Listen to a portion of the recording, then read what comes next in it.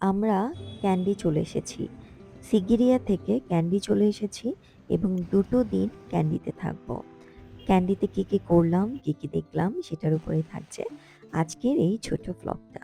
এবং হ্যাঁ, আপনারা কিন্তু আমাকে জানাতে ভুলবেন না শ্রীলঙ্কার এই ভ্লগগুলো আপনাদের কেমন লাগছে।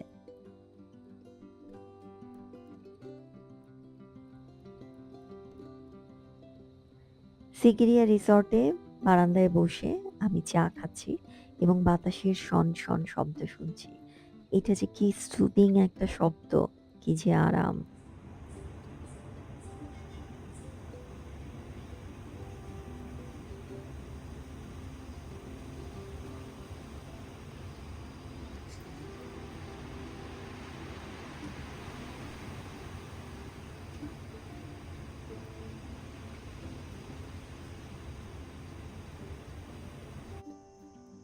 এই এত কটা সুটকেস নিয়ে কিন্তু আমরা ট্রাভেল করতে এসেছি। ২ টা সুটকেসে কাপড় আছে, ছোট্ট হ্যান্ড ক্যারিতে কাপড় আছে। আর পুরো বড় একটা সুটকেস খালি।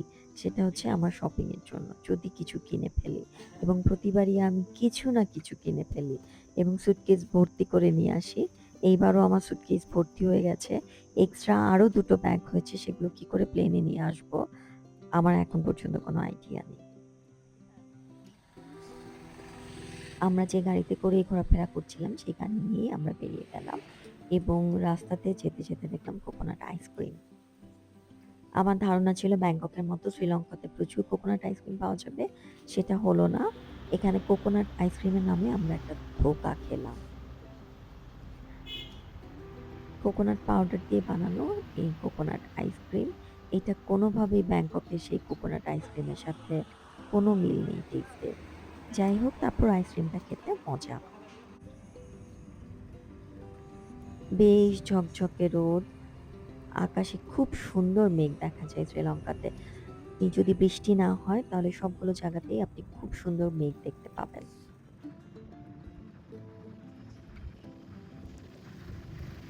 শ্রীলঙ্কাতে গাছের পাতা ভীষণ বাতাসে নড়ে। আমাদের দেশে এরকম হয় না যে গাছ আছে জায়গাতে বা কোনো এরিয়াতে, কিন্তু গাছের পাতা একটুও নড়ছে না, সব শক্ত হয়ে আছে। এখানে সেই দৃশ্য আপনি দেখতে পাবেন না। গাছের পাতা সারাক্ষণই নড়ছে, সারাক্ষণই প্রচণ্ড বাতাস হয়।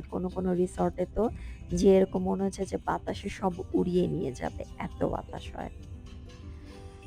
আপনি এখানে রাস্তায় যেতে অনেক জায়গায় বুদ্ধের বড় মূর্তি দেখতে পাবেন। প্রায় সবখানেই দেখতে পাবেন। এখানে যেমন আম বৌদ্ধ রয়েছে, তেমনি মুসলিমও রয়েছে, তেমনি খ্রিস্টানও রয়েছে। হিন্দু তো আছেই।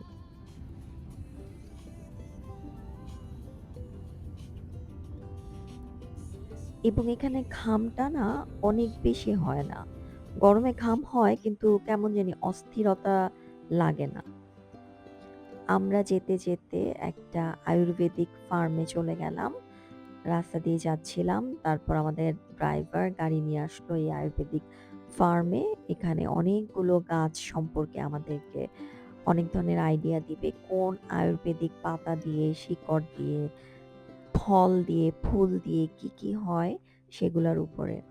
যেমন এখানে টেনিটাস থেকে শুরু করে আপনার মেটাবলিজমের, তারপর হচ্ছে wrinkles এর, হাঁটু ব্যথা, নানা ধরনের শরীরের ব্যথা, সব ধরনের কিছুর মেডিসিন এই পাতাগুলো দিয়ে তৈরি হয়। আমাদেরকে এই চাটা খেতে দিল। এই চাটা খেলে নাকি মেটাবলিজম অনেক ভালো হয়। गया तो रेड कलर हो जाएगा। ये पेपर हार्वेस्ट करके बहुत बड़ा पानी टैंक में डाल के 2 दिन रखना, मतलब इसके बाद में ये पूरा स्किन वॉश करके निकल मानता है। निकलेगा तो अंदर से व्हाइट कलर सीड्स जाएगा। सीड्स का हम लोग व्हाइट पेपर बोलते हैं। White paper, black pepper, Sri Lankan people use it for the foods, but in this the white paper also we make the oil, that is we call, what is the oil? Peppermint oil. Peppermint oil, and we mix some herbal root, and we keep 2 months for the scissoring, and we call that oil name green oil. That green oil, if you need for the migraine, we use it for the কোনো face and body, জায়গাতেই হিন্দিতে antibacterial, কথা বলেনি। শুধু এই anti-corona, ফার্মে আসার পরে এই লোকটা আমাদের সাথে হিন্দিতে কথা বলেছে। সে ইংলিশও জানে, সে মুসলিম, তার নাম আহমেদ। এবং তার আচার-আচরণে এই ১ম আমি বিরক্ত বোধ করেছি শ্রীলঙ্কাতে এসে, এবং আমার ১ম মনে হয়েছে যে একজন পুরুষের সামনে আমি দাঁড়িয়ে আছি। তার চোখের দৃষ্টি থেকে আচার-আচরণ সবকিছুতেই অনেক ঝামেলা ছিল। কিন্তু আমি আর কোথাও এখন পর্যন্ত এটা পাইনি যে নারী হিসেবে আমাকে একটু অন্যরকম চোখে দেখছে বা আমার শরীরটাকে দেখছে, এরকম আমি কোনো জায়গায় শ্রীলঙ্কাতে পাইনি। এখানেই একমাত্র পেয়েছি। আমি ভীষণ বিরক্ত হয়েছি। তারপরে যেহেতু আসলে ঘুরতে এসেছি, সো এটাকে ইগনোর করেই আমি এই ফার্মটা ঘুরলাম এবং সে নাকি একজন আয়ুর্বেদিক ডাক্তার। এটা ভ্যানিলা ট্রি, আগেও একটা ব্লগে বলেছিলাম। সো এখানে আপনি আসলে পারে অনেক ধরনের মেডিসিন পাবেন। এটা হচ্ছে ছোট, ছোট আনারস। এটাও মেডিসিনের জন্য এই আনারসটাকে ব্যবহার করা হয়। সো বৃষ্টি হচ্ছিল। বৃষ্টির মধ্যেই আমরা ছাতা নিয়ে ফার্মটা ঘুরলাম এবং আমাদেরকে এইখানে নিয়ে আসলো। এটা হচ্ছে ওদের সেল করার জায়গা বিভিন্ন মেডিসিনের, বিভিন্ন ক্রিমের। সো আমি একটা অ্যান্টি এইজিং ক্রিম কিনলাম।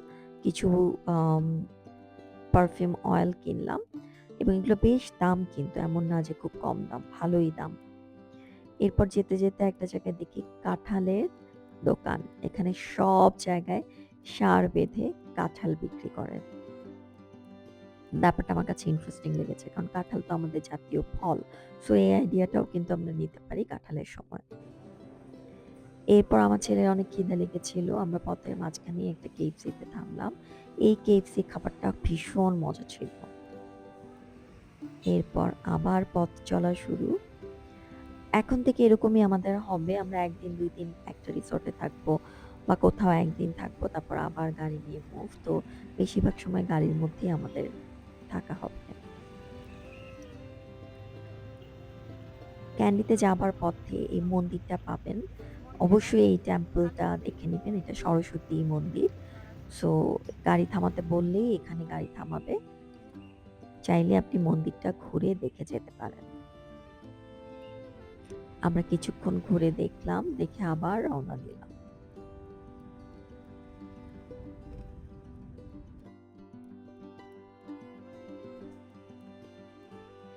এরপর আমরা স্লাইটলি চিলড একটা ক্যাফেতে গেলাম। ক্যান্ডিতে নেমেই আমাদের দুপুরের লাঞ্চ হয়নি। তখন বিকেল ৫টা বাজে এবং এই ক্যাফের রিভিউ খুব ভালো ছিল স্লাইটলি চিলডের, তাই এখানে আসা হলো। এখান থেকে পুরো ক্যান্ডি দেখা যায়। বুদ্ধার টুথ যে মন্দিরে আছে সেটাও এখান থেকে দেখা যায় এবং ক্যান্ডিতে এটা একটা দর্শনীয় স্থান। সো আপনি এটা দেখতে যাবেনই। খাবার নিয়ে নিয়েছিলাম। খাবারের টেস্ট মোটেও ভালো ছিল না। শ্রীলঙ্কায় এসে আমার খাওয়া-দাওয়া নিয়ে কষ্ট হচ্ছে। মজার, মজার খাবার পাচ্ছি না। আমি তো আসলে আ ভোজন রসিক না। তবে আমি খুব ভালো টেস্টের খাবার পছন্দ করি। আমি যা-তা একটা খাবার পেলাম, খেয়ে ফেললাম। খাবার আছে চোখের সামনে দিয়ে চাবাতে থাকলাম। এই কাজটা আমি করি না। যেকোনো খাবারের টেস্ট খুব ভালো হতে হবে আমার খাওয়ার জন্য। সেটা আমার শ্রীলঙ্কায় এসে হচ্ছে না। আমি বেশ দুঃখিত এই কারণে। সারা ক্যান্ডি শহর জুড়েই এই লেকটা। এই লেকটা কিন্তু মানুষের তৈরি। এটা ১৮০৭ সালে রাজা শ্রী বিক্রমারাজ সিং এই লেকটা তৈরি করেছিলেন। সো এটা একটা খুবই আশ্চর্যজনক ব্যাপার যে এত বড় শহরের চারপাশ জুড়ে এরকম বিশাল একটা ম্যান মেড লেক। আমরা এখানে বিকেলে চা খেতে বসলাম। খুব সুন্দর একটা পটে চা দিল, একটা শাহী, শাহী ব্যাপার ছিল। এই ১ম শ্রীলঙ্কাতে চা খেয়ে ভালো লাগলো। চাটা বেশ ভালো ছিল এবং সারাদিনের জার্নির পরে ক্লান্তিটা দূর করতেই চাটা যথেষ্ট ছিল। যেহেতু রাত হয়ে গেছে এবং ক্যান্ডি শহরটা বলতে গেলে ৫টা-৬টার মধ্যেই সবকিছু বন্ধ হয়ে যায়। শুধুমাত্র সিটি মল খোলা ছিল। আমরা সেখানে আসলাম। তার বাইরে খুব সুন্দর করে এরকম নার্সারি রয়েছে। ভীষণ সুন্দর গাছ বিক্রি হচ্ছে। আমি তো মুগ্ধ। গোলাপ দেখে তো আমি শেষ পাগল। আমার ভীষণ ইচ্ছা ছিল আমার ছাদে একটা গোলাপের বাগান করার। আমি খুব চেষ্টাও করেছিলাম। মালিও রেখেছিলাম। একদম তখন প্রতিদিন মালি আসতো। কিন্তু কোনো গোলাপ আর ফোটাতে পারিনি। এই কি মালির হাতের কি জাদু আল্লাহই জানে। কোনো ফুল আর ফুটলো না। তারপর সেই মালি বাদ দিয়ে গোলাপ প্রজেক্টই বাদ দিয়ে দিয়েছি। এরপর শ্রীলঙ্কাতে তো মাটির জিনিসে খাবার অনেক সার্ভ করা হয়। সো ওদের মাটির জিনিসপত্র খুব ভালো। যাদের সুটকেসে জায়গা আছে তারা নিয়ে যেতে পারেন মাটির জিনিস। আমার জায়গা নেই। আমার ভালো লাগছিল দেখতে। সুন্দর ফিনিশিং এর, কিন্তু আমি নিতে পারলাম না। এরপর মলে ঘোরাঘুরি করলাম। শ্রীলঙ্কায় আসলে আপনারা আরেকটা জিনিস কিনবেন, সেটা হচ্ছে DSI নামে ওদের একটা জুতার স্টোর আছে। এটা শ্রীলঙ্কান জুতার নিজস্ব ব্র্যান্ড আরকি। মানে শ্রীলঙ্কান ব্র্যান্ড। অসম্ভব ভালো জুতা। যেমন ডিজাইন তেমন ফিনিশিং। কিন্তু দুঃখের বিষয় হচ্ছে আমার সাইজের কাপড় যেমন কোথাও পাওয়া যায় না, জুতাও পাওয়া যায় না। কাপড় তো পাওয়া যায় না আমি মোটা বলে। আর জুতা হয় না আমার পা ছোট বলে। মানে আমার পা এতই ছোট যে ওদের সবচেয়ে লাস্ট যে সাইজটা সেটাও আমার পায়ে হয়নি শ্রীলঙ্কাতে। এটা শুধু শ্রীলঙ্কা না, এটা বেশিরভাগ দেশে আমার এই প্রবলেমটা হয় যে আমার কোনো জুতা হয় না কোনো দেশে গেলেই। একমাত্র ব্যাংককে গেলেই আমি আমার জুতা পাই। আর কাপড়ের সাইজ পাই ইউরোপ আমেরিকাতে গেলে। মানে অবস্থা এরকমই বেগতিক আমার। এরপর চেকিং করে হোটেলে চলে আসলাম। এই হোটেলের রুমটা বেশ ভালো লেগেছে। পরিষ্কার এবং ভালো। আমরা এক্সট্রা একটা বেড নিয়েছি আমাদের ছেলের জন্য। সো এই কারণে রুমটা একটু ছোট লাগছে।